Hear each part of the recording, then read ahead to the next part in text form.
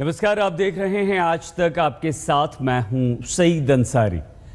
आज से बिहार में नीतीश पार्ट 4 का आगाज होने जा रहा है, क्योंकि नीतीश कुमार शाम 5 बजे बिहार के मुख्यमंत्री पद की शपथ लेने वाले हैं। और शपथ में नीतीश कुमार के अलावा 7 विधायक भी मंत्री पद की शपथ लेंगे।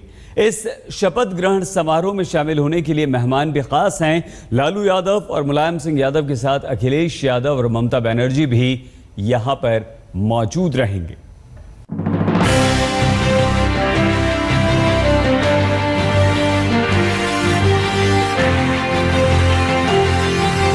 बिहार में चौथी बार फिर से नीतीश कुमार की ताजपोशी होने वाली है। फिर से नीतीश कुमार के हाथ सत्ता की बागडोर मिलने वाली है, जब आधिकारिक रूप से आज शाम नीतीश कुमार बिहार के मुख्यमंत्री पद की शपथ लेंगे। राजभवन पूरी तरह से तैयार हो चुका है नीतीश कुमार की ताजपोशी के लिए। शपथ ग्रहण के लिए वक्त शाम 5 बजे का तय हुआ है और ठिकाना है राजभवन का राजेंद्र मंडप। राज्यपाल केशरीनाथ त्रिपाठी नीतीश को पद और गोपनीयता की शपथ दिलाएंगे और गवाह बनेंगे सियासी दुनिया के खासम खास। पिछले कई दिनों से बिहार में राजनीतिक उठापटक और ऊहापोह की स्थिति के बीच सत्ता हस्तांतरण की प्रक्रिया नीतीश कुमार के लिए हिचकोले खाने वाली रही। जिसे सीएम की गद्दी सौंपी, जिसे अपना उत्तराधिकारी बनाया, उसी से जंग लड़नी पड़ी। हालांकि शुक्रवार की बाद से बिहार के सियासी माहौल में शांति है और इसी शांति को विधानसभा चुनाव से पहले तक बरकरार रखने के लिए नीतीश अब मुख्यमंत्री के सिंहासन पर फिर से विराजमान होने वाले हैं। नीतीश के शपथ ग्रहण में आने वाले मेहमानों की लिस्ट तैयार हो चुकी है। उन्हें न्योता भेजा जा चुका है। हम भी आपको बता दें कि इस समारोह की शोभा बढ़ाने कौन कौन सी हस्तियां पटना पधार रही हैं। पिछले कुछ महीनों से बिहार में नीतीश के साथ खड़े आरजेडी अध्यक्ष लालू प्रसाद यादव समारोह में शामिल होंगे। समाजवादी पार्टी अध्यक्ष मुलायम सिंह यादव और उत्तर प्रदेश के मुख्यमंत्री अखिलेश यादव भी कार्यक्रम में शरीक होंगे। पश्चिम बंगाल की मुख्यमंत्री और तृणमूल कांग्रेस अध्यक्ष ममता बनर्जी ने भी अपने मौजूद रहने की हामी भर दी है। असम के मुख्यमंत्री तरुण गोगोई भी राजभवन पहुंचने वाले हैं।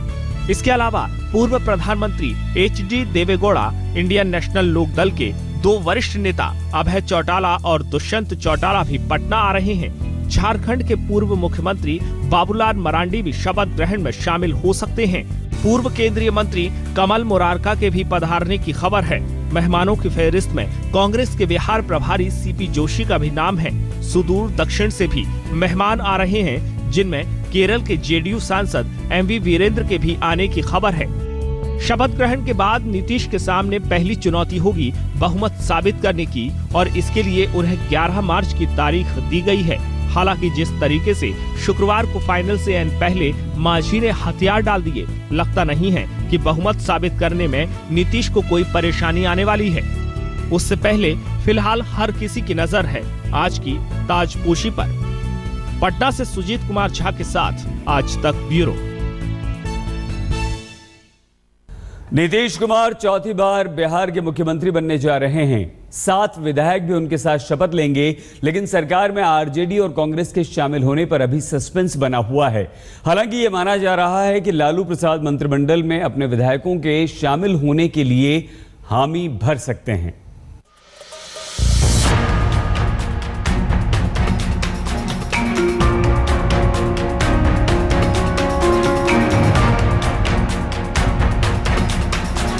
मैं नीतीश कुमार ईश्वर की शपथ लेता हूँ। शाम 5 बजे अपने शपथ ग्रहण के बाद नीतीश कुमार चौथी बार बिहार के मुख्यमंत्री पद की कमान अपने हाथ में लेंगे। बिहार में शासन फिर से नीतीश की छत्र छाया में चलेगा। नीतीश कुमार के साथ साथ JDU के 7 और विधायक भी मंत्री पद की शपथ लेंगे, लेकिन अभी तक ये तय नहीं हुआ है कि नीतीश सरकार में आरजेडी, कांग्रेस या CPI की हिस्सेदारी रहेगी या नहीं। हालांकि JDU अध्यक्ष शरद यादव ने सरकार में शामिल होने का न्योता सभी साथी दलों को भेजा है। वो कल आएंगे हम वहाँ। क्या आरजेडी भी सरकार में शामिल होगी बिहार में? ये बातचीत आज हो जाएगी जी। क्या करेंगे क्या नहीं करेंगे कल आपके सामने आ जाएगा। पर क्या है बात होगी कि सरकार में शामिल कराया गया आरजेडी? नहीं सबसे बात करेंगे। अब हम आपको ये भी बता देते हैं कि दूसरे दलों के फैसले से पहले नीतीश के बाद जिन विधायकों का शपथ ग्रहण होना है वो कौन कौन है। पहला नाम है विजय चौधरी का। बाकी चेहरे होंगे विजेंद्र यादव, ललन सिंह, श्याम रजक, पीके शाही, रेणु कुशवाहा और श्रवण कुमार। इनमें से कई नाम पहले भी जेडीयू मंत्रिमंडल में मंत्री रह चुके हैं और शपथ ग्रहण के बाद ही इनके विभागों का बंटवारा किया जाएगा। शपथ ग्रहण से पहले सरकार के गठन और इनके स्वरूप पर चर्चा के लिए नीतीश कुमार ने अपने आवास पर शनिवार को जेडीयू और सहयोगी दलों आरजेडी, कांग्रेस, सीपीआई के विधायकों की बैठक भी बुलाई।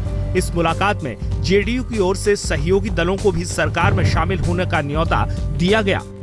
हालांकि आरजेडी ने सरकार में शामिल होने का फैसला पार्टी अध्यक्ष लालू यादव पर छोड़ दिया है। वैसे माना जा रहा है कि लालू इसकी हामी भर सकते हैं, जिस पर बीजेपी अभी से चुटकी लेने लगी है। ये बहुत दिनों बाद राजद का सूखा समाप्त हुआ है बिहार के अंदर। जो डरावने ख्वाब नीतीश कुमार जी ने दिखाकर जनता से वोट मांगा था लालू जी के खिलाफ, आज उन्हीं के कंधे पर सवार होकर वो शपथ लेंगे। इसलिए हम तो उनको बधाई देते, लेकिन जब नई शादी होती है तब न बधाई देते कि बीच में ही एक बार छोड़ दिया और फिर से वही सत्ता प्राप्त करने जा रहे हैं। खबरों की माने तो बिहार में कोशिश एक ऐसे मंत्रिमंडल की हो रही है जिसमें भविष्य की जनता परिवार की झलक दिखे, यानी इसमें जेडीयू के अलावा बिहार में उनके तमाम सहयोगी दलों का प्रतिनिधित्व हो, जिससे अगले विधानसभा चुनाव में बीजेपी से टक्कर लेने में ये सभी एकजुट हों। बिहार में मांझी नीतीश के बीच खींचतान पर फिलहाल तो विराम लग गया है, लेकिन नीतीश के शपथ ग्रहण के बाद राज्य में फिर से सियासी बिसात बिछनी शुरू होगी, ये अभी से तय मानिए। पटना से सुजीत कुमार झा के साथ आज तक ब्यूरो। नीतीश कुमार ने सबसे पहले मार्च 2000 में बिहार के मुख्यमंत्री पद की शपथ ली थी और अब ये चौथी बार है जब इस बार बड़ी ही विचित्र परिस्थितियों में नीतीश कुमार को सत्ता मिली है। नीतीश ने कहा है कि इस बार पुरानी गलतियों को नहीं दोहराएंगे। बिहार राज्य के मुख्यमंत्री के रूप में मैं अपने कर्तव्यों का तथा जरूरतों और सुख समता के निर्वहन करूंगा। 3 मार्च 2000 पहली बार बिहार के मुख्यमंत्री बने नीतीश कुमार। 24 नवंबर 2005 दूसरी बार बिहार के मुख्यमंत्री बने नीतीश कुमार। कि जो विषय बिहार राज्य के मुख्यमंत्री के रूप में मेरे विचार के लिए लाया जाएगा अथवा मुझे ज्ञात होगा। 26 नवंबर 2010 तीसरी बार बिहार के मुख्यमंत्री बने नीतीश कुमार। नीतीश कुमार सत्यनिष्ठा से प्रतिज्ञान करता हूं कि मैं विधि द्वारा स्थापित भारत के संविधान के प्रति श्रद्धा और निष्ठा रखूंगा। 22 फरवरी 2015 चौथी बार बिहार के मुख्यमंत्री बनेंगे नीतीश कुमार।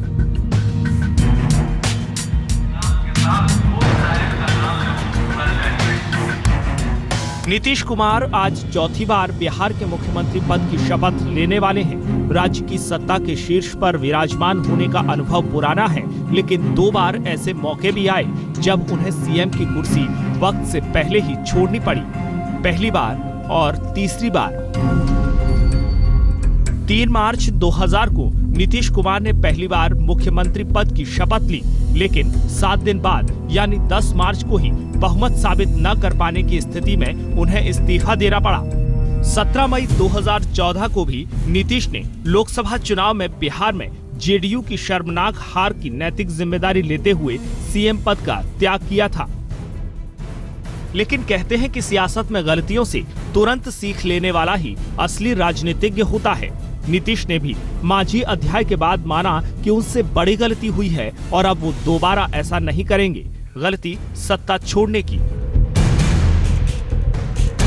मैं फिर सार्वजनिक तौर पर अपने किए की गलती स्वीकार करता हूं और पूरे बिहार वासियों से मैं क्षमा मांगता हूं कि भाई मुझसे गलती हुई, माफ कर दीजिए।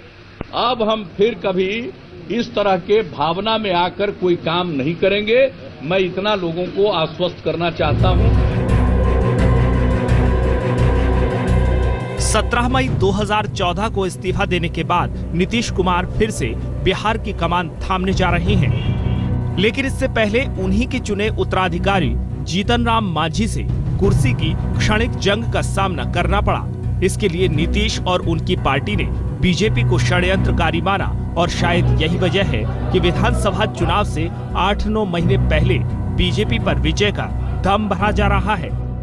नीतीश कुमार को फिर से बिहार की कमान मिल रही है, लेकिन इसके साथ ही उनके सामने चुनौतियां भी बहुत बड़ी बड़ी हैं, क्योंकि इस बार राज्य की बागडोर विकट परिस्थितियों में नीतीश कुमार को मिली है। जायजा लेते हैं नीतीश के सामने मौजूद संकटों की फहरिस्त का।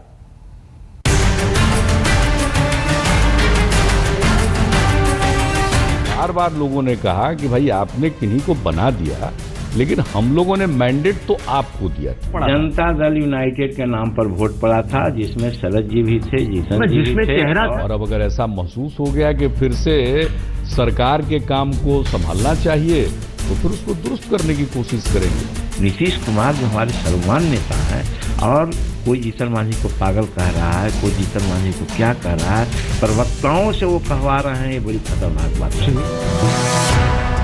20 फरवरी से पहले मुख्यमंत्री और पूर्व मुख्यमंत्री के बीच कुछ इसी अंदाज में जुबानी गोले दागे गए थे। एक का वार तो दूसरे का पलटवार। शायद ये सियासत, सत्ता और सिंहासन का ही खेल है कि एक ही पार्टी के दो नेता आपस में भिड़ गए। अब सत्ता की कमान नीतीश के हाथ में वापस आ चुकी है। वो चौथी बार बिहार के मुख्यमंत्री पद की शपथ लेने वाले हैं, लेकिन इसके साथ ही उन्हें एक ऐसी पोटली भी मिलने वाली है जिसमें ढेरों चुनौतियां भरी होंगी। फिर से सीएम की कुर्सी हासिल करने के लिए नीतीश को अपने ही उत्तराधिकारी से खींचतान करनी पड़ी। और इस लिहाज से नीतीश के सामने पहली चुनौती होगी जनता के सामने पुराने विश्वास को कायम रखने की। दूसरी चुनौती होगी सरकार में सहयोगी दलों के प्रतिनिधित्व का सही समीकरण बनाने की। तीसरी चुनौती होगी जीतन राम मांझी के नीतीश के खिलाफ उठाए गए सवालों का जवाब देने की। चौथी चुनौती होगी बिहार विधानसभा चुनाव के लिए जेडीयू को मजबूत करने की। और पांचवी चुनौती होगी बिहार में मोदी के विजय रथ को रोकने की। नीतीश पर विरोधियों के हमले अभी से शुरू हो गए हैं। अब इन्हीं हमलों से सामना करना होगा नीतीश कुमार को। 11 मार्च को उन्हें बहुमत साबित करना है। बेशक उनके पास आंकड़ों की ताकत है, लेकिन आगे की राह भी आसान नहीं रहने वाली। पटना से सुजीत कुमार झा के साथ आज तक ब्यूरो।